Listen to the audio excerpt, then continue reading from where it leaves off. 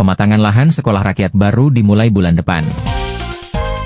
Saudagar IGA Radio, pemerintah pusat memastikan pembangunan sekolah rakyat di Kabupaten Baru berjalan sesuai rencana.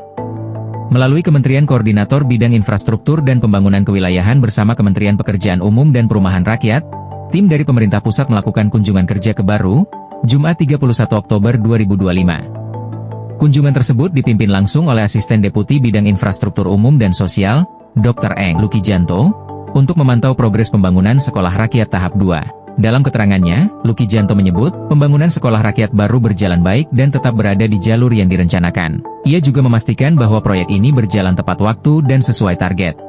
Namun, ia menambahkan masih ada beberapa hal yang perlu diperhatikan, terutama dalam hal pengelolaan lingkungan.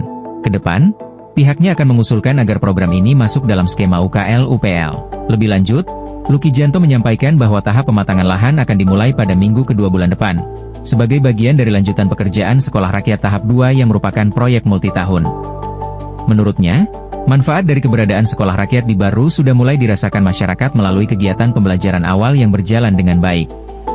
Sementara itu, Bupati Baru Andi Ina Kartikasari menyampaikan apresiasi kepada pemerintah pusat atas perhatian dan pendampingannya terhadap pembangunan di daerah. Bupati menegaskan, Pemkab Baru akan terus mendukung dan mengawal pembangunan sekolah rakyat hingga selesai, karena program ini bukan sekadar proyek fisik, melainkan investasi masa depan anak-anak Baru dalam memutus rantai kemiskinan melalui pendidikan. Kegiatan monitoring ini menjadi bukti nyata sinergi antara pemerintah pusat dan daerah dalam memperkuat pembangunan infrastruktur sosial yang berdampak langsung pada peningkatan kualitas sumber daya manusia. Dari Baru, IGA Radio mengabarkan.